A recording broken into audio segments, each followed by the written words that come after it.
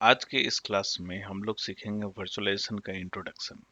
Virtualisation कैसे काम करता है विंडोज़ पे, या ESX के बारे में, या जेन सर्वर के बारे में, या जेन सेंटर के बारे में। लेकिन उससे पहले हम लोग को ये पूरे सेशन में हम लोग क्या जानने वाले हैं, एक नज़र इसके ऊपर डालते हैं।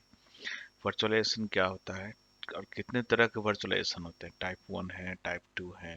VMware के बारे में जानेंगे, ESXi क्या होता है उसके बारे में जानेंगे, वी सेंटर के बारे में जानेंगे और vSphere के बारे में जानेंगे।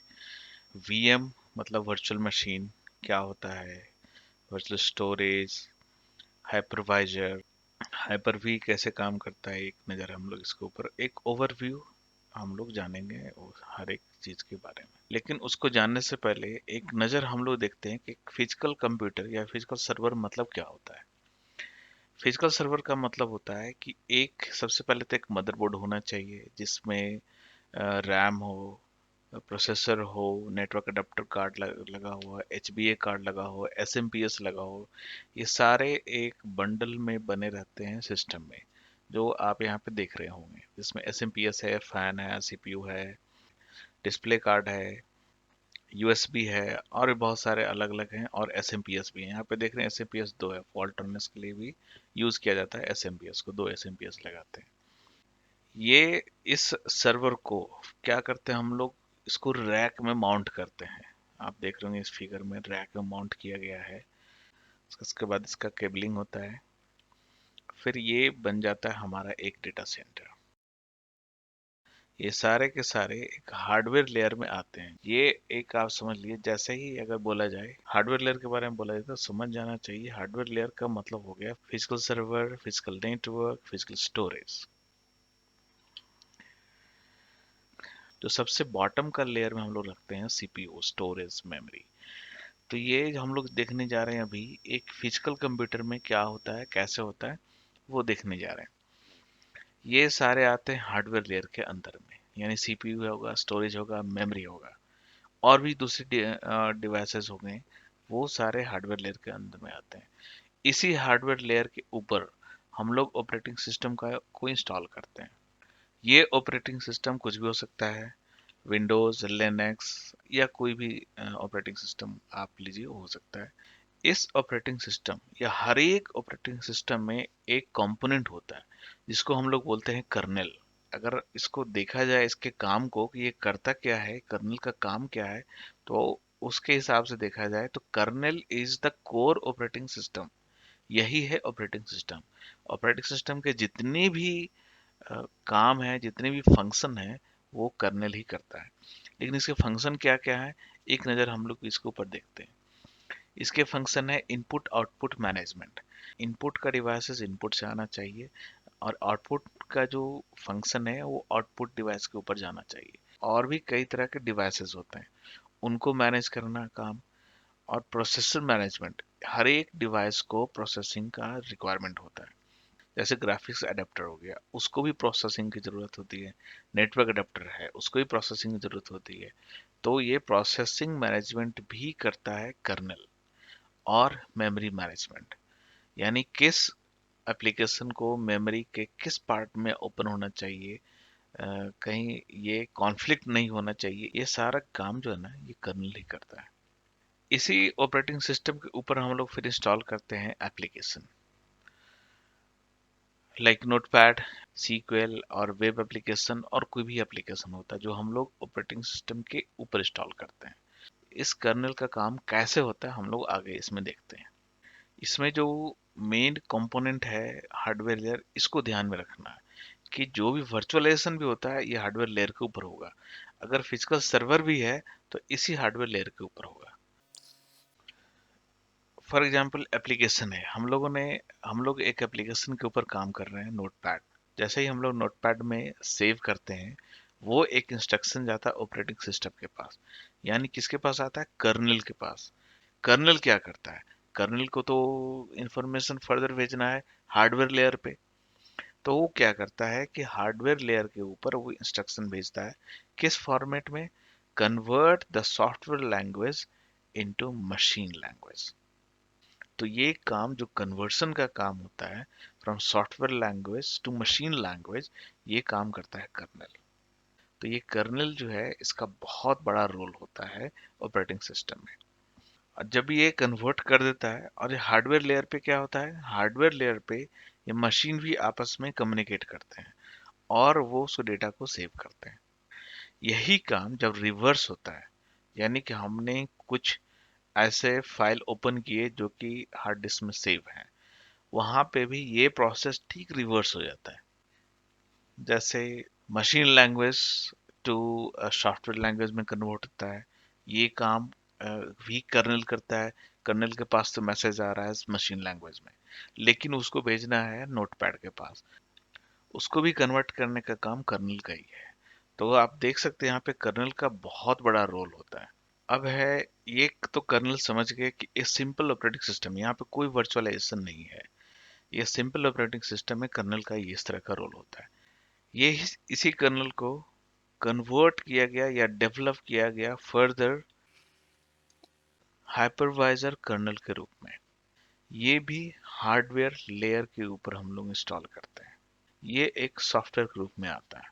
इसी हाइपरवाइजर लेयर पे हाइपरवाइजर कर्नल जो है वर्चुअल डिवाइसेस बनाते हैं, like virtual motherboard, virtual CPU, BIOS, storage और नेटवर्क। और ये वर्चुअल डिवाइसेस हर एक वीएम के लिए स्पेसिफिक होते हैं। हर एक वर्चुअल मशीन का कम्युनिकेशन जो है वो वर्चुअल डिवाइसेस के थ्रू जाएगा हार्डवेयर लेयर तक, और इस तरह का जो कन्वर्शन है वो हाइपरवाइजर कर्नल करता है। नेक्स्ट मशीन अगर हम लोग बनाते हैं या स्टार्ट करते हैं, उसका जो लोकेशन होगा मेमोरी में बिल्कुल ही सेपरेट होगा दूसरे मशीन से। इस वर्चुअल मशीन के लिए भी वर्चुअल हार्डवेयर बनाए जाएंगे जो कि हाइपरवाइजर बनाएगा, और इस मशीन का भी कम्युनिकेशन बिल्कुल सेपरेट होगा प्रीवियस मशीन से। ऐसा ही सेम कम्युनिकेशन होता है हर एक वर्चुअल मशीन के साथ। तो यहाँ पर हम लोगों ने देखा कि हाइपरवाइजर कर्नल का क्या काम होता है। हाइपरवाइजर कर्नल का काम होता है वर्चुअल डिवाइसेस बनाना और उनके कम्युनिकेशन को बिल्कुल ही सेपरेट रखना एक दूसरे से, कोई कॉन्फ्लिक्ट नहीं होना। ये काम होता है हाइपरवाइजर कर्नल का। हाइपरवाइजर के फंक्शन और उनके डिजाइन के बेस पे इन्हें दो टाइप में डिवाइड किया गया है, type one and type two. हम लोग पहले टाइप टू को समझने की कोशिश करते हैं। टाइप टू में भी जो फर्स्ट जो लेयर है वो हार्डवेयर का लेयर होगा। इस लेयर के ऊपर हम लोग एक होस्ट ऑपरेटिंग सिस्टम को इंस्टॉल कर सकते हैं। ये ऑपरेटिंग सिस्टम विंडोज का हो सकता है या लिनक्स भी हो सकते हैं। इसी होस्ट ऑपरेटिंग सिस्टम के ऊपर हाइपरवाइजर सॉफ्टवेयर इंस्टॉल कर सकते हैं। यहाँ पे आप देख सकते हैं कि डिपेंडेंसी जो है एक ऑपरेटिंग सिस्टम का होना डिपेंडेंसी होता है टाइप टू में। और इस हाइपरवाइजर सॉफ्टवेयर के ऊपर जो लेयर होता है वो वीएम का लेयर होता है। यानी वर्चुअल मशीन बनाने से पहले हाइपरवाइजर सॉफ्टवेयर का इंस्टॉलेशन होना जरूरी है। इन वीएम्स को हम लोग गेस्ट ओएस के नाम से भी बुलाते हैं। अब हम लोग ये जानने की कोशिश करते हैं कि टाइप टू के डिजाइन में जो कम्युनिकेशन है वीएम टू हार्डवेयर वो कैसे होता है। वीएम को अगर किसी प्रोसेसिंग की रिक्वायरमेंट हुई तो वो एक रिक्वेस्ट भेजेगा हाइपरवाइजर सॉफ्टवेयर को। हाइपरवाइजर सॉफ्टवेयर क्या रिक्वेस्ट भेजेगा, ये further it will send to host operating system को। होस्ट ऑपरेटिंग सिस्टम जो है फिर ये रिक्वेस्ट भेजेगा हार्डवेयर लेयर को।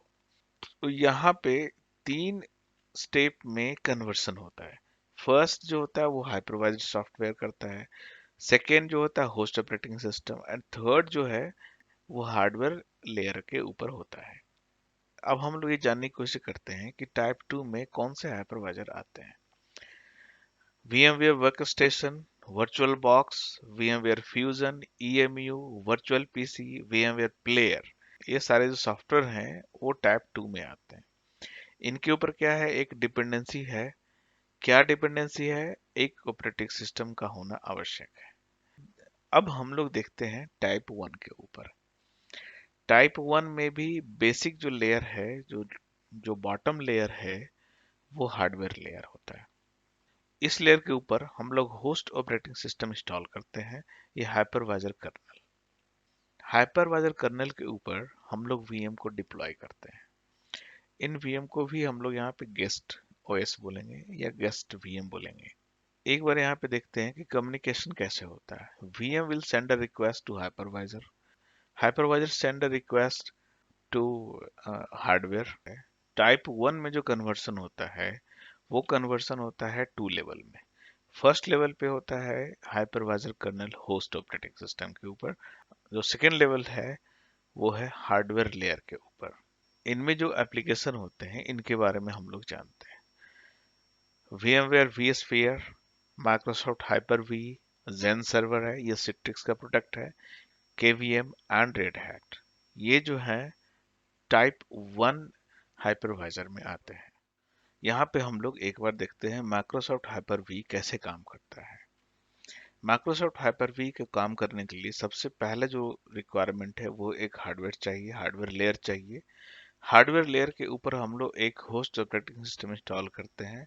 ये विंडोज 2008, 12, 16, 19 या 22 इनमें से कोई भी ऑपरेटिंग सिस्टम आप ले सकते हैं as a host operating system. Windows install करने के बाद इसके ऊपर हम लोग एक रोल इंस्टॉल करते हैं जिसका नाम होता है hyper V role. Hyper V role install होते ही माइक्रोसॉफ्ट हाइपर वी इंस्टॉल हो जाता है इस ऑपरेटिंग सिस्टम के ऊपर। अब यहाँ पे आपको देखने में लग रहा होगा कि ये तो टाइप 2 हाइपरवाइजर हो गया, यानी कि माइक्रोसॉफ्ट हाइपर वी के लिए एक डिपेंडेंसी हो गया विंडोज सर्वर। लेकिन ऐसा नहीं है। इसके बाद हम लोग इसको रीबूट करते हैं। रीबूट करने के बाद देखिए क्या होता है। यस, यानी कि रिबूट करते ही सबसे पहले जो स्टार्ट होता है वो है माइक्रोसॉफ्ट हाइपर वी। तो यहाँ पर ये टाइप 1 हाइपरवाइजर बन जाता है और विंडोज जो होस्ट ऑपरेटिंग सिस्टम था ये एज अ बिहेव करता है guest operating system. It's not a VM, लेकिन गेस्ट ऑपरेटिंग सिस्टम ये बिहेव करता है। हाइपर वी पे काम करने के लिए हाइपर वी एप्लीकेशन की रिक्वायरमेंट होती है। तो इसका इंस्टॉलेशन हम लोग माइक्रोसॉफ्ट विंडोज सर्वर जो गेस्ट वीएम है उसके ऊपर करते हैं। जब हम लोग हाइपर वी रोल इंस्टॉल करते हैं उस टाइम भी ये एप्लीकेशन इंस्टॉल हो सकता है। इसका क्या काम होता है? इसका काम होता है create virtual machine, create virtual desk, create virtual network और स्विचेस, और भी दूसरे काम भी होते हैं। अब हम लोग इस एप्लीकेशन को यूज करके माइक्रोसॉफ्ट हाइपर वी के ऊपर हम लोग वीएम डिप्लॉय करेंगे।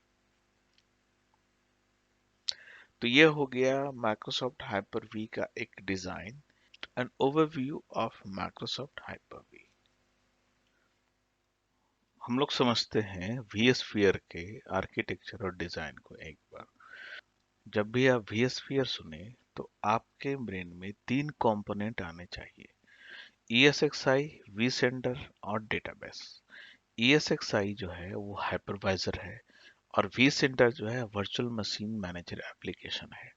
इस एप्लीकेशन को यूज करके हम लोग वर्चुअल रिसोर्स को मैनेज करते हैं। vCenter जो है डेटाबेस को यूज करता है अपनी इंफॉर्मेशन को स्टोर करने के लिए, लाइक वीएम का परफॉर्मेंस, उनका मैट्रिक्स जो है उसे सेव करने के लिए डेटाबेस को यूज करता है। तो ये 3 कंपोनेंट बहुत ही इंपॉर्टेंट कंपोनेंट हैं और vSphere का मतलब ही होता है ये 3 कंपोनेंट। हम लोग ESXi को इंस्टॉल करते हैं हार्डवेयर लेयर के ऊपर। ESXi को इंस्टॉल करने के बाद पोस्ट इंस्टॉलेशन कुछ स्टेप्स होते हैं जिसमें हम लोग आईपी एड्रेस कॉन्फ़िगर करते हैं। IP address, subnet mask, gateway and DNS address उसमें हम लोग डालते हैं। ESXi के ऊपर आईपी एड्रेस कॉन्फ़िगरेशन हो गया। अब इसको ब्राउज़र से ओपन किया जा सकता है। किसी लैपटॉप या डेस्कटॉप पे जाइए, किसी भी ब्राउज़र के ऊपर आईपी एड्रेस को यूज़ करके हम लोग ESXi का कंसोल खोल सकते हैं। एक से ज़्यादा ESXi होने के ऊपर हर एक ESXi के लिए एक सेपरेट कंसोल ओपन कर सकते हैं एक्सप्लोरर में, या फिर न्यू टैब ओपन कर सकते हैं। अब यहाँ पे हम लोग क्या कर सकते हैं, ESXi के ऊपर जब हम लोग ओपन करेंगे ब्राउजर में, वहां से हम लोग वर्चुअल मशीन बना सकते हैं, वर्चुअल स्विचेस, पोर्ट बना सकते हैं, डेटा स्टोर बना भी सकते हैं और उसको एक्सटेंड भी कर सकते हैं। लेकिन बहुत सारे ऐसे काम हैं जो हम लोग नहीं कर पाएंगे विदाउट वी सेंटर। यहाँ पे जो स्ट्रक्चर हम लोगों ने देखा इसमें वी सेंटर नहीं है। तो वी सेंटर नहीं होने के कारण कुछ एक काम है जो हम लोग नहीं कर सकते। जैसे V motion, storage V motion, fault tolerance, high availability, DRS या डिस्ट्रीब्यूटेड स्विचेस, ये सब फैसिलिटी अवेलेबल नहीं होगा अगर वी सेंटर नहीं है तो। हम लोग देखते हैं वी सेंटर का आर्किटेक्चर और डिजाइन क्या होता है और कैसे होता है। वी सेंटर का इंस्टॉलेशन हम लोग या तो फिजिकल सर्वर के ऊपर करते हैं, या फिर एज ए वीएम करते हैं, या फिर as a VM appliance deploy कर सकते हैं ESXi होस्ट के ऊपर। जब वी सेंटर इंस्टॉल करते हैं कुछ स्टेप्स उसके होते हैं, उसको कॉन्फ़िगर करिए, वी सेंटर इंस्टॉल हो जाएगा। इंस्टॉलेशन होने के बाद हम लोग वी सेंटर पे ऑल जितने भी ESXi होस्ट हैं उनको हम लोग कनेक्ट करते हैं। वी सेंटर से कनेक्ट होने के बाद सारे ESXi को सेंट्रली मैनेज कर सकते हैं एक ही एक्सप्लोरर से। तो अब देखते हैं कि वी सेंटर के इंस्टॉलेशन के बाद क्या क्या फैसिलिटी हमारे पास अवेलेबल है। V motion, fault tolerance, high availability, DRS और डिस्ट्रीब्यूटेड स्विचेस का भी फैसिलिटी अवेलेबल होता है। अब यहाँ पे क्वेश्चन आ सकता है कि वी सेंटर को कैसे कनेक्ट करते हैं। एक ब्राउजर के थ्रू वी सेंटर को कनेक्ट कर सकते हैं, इसलिए कि वी सेंटर जब इंस्टॉल करते हैं तो उसमें वी सेंटर के लिए एक आईपी एड्रेस डालते हैं। तो वी सेंटर ओपन करने के बाद हम लोग वर्चुअल मशीन बना सकते हैं, नेटवर्क क्रिएट कर सकते हैं, स्टोरेज बना सकते हैं, लन मैपिंग कर सकते हैं और V motion, fault tolerance, high availability, DRS, distributed switches जैसे सारे फैसिलिटी मिल जाते हैं। तो चलिए एक बार हम लोग देखते हैं जिन सर्वर और जिन सेंटर के कम्युनिकेशन को, उनके आर्किटेक्चर को और डिजाइन को। जिन सर्वर का इंस्टॉलेशन भी हार्डवेयर के ऊपर ही होता है। इसके बाद इसका कॉन्फ़िगर करिए, आईपी एड्रेस डालते हैं और इसको कनेक्ट कर सकते हैं किसी भी ब्राउज़र से। ब्राउज़र से कनेक्ट करने के बाद हम लोग इसके ऊपर वीएम को डिप्लॉय कर सकते हैं।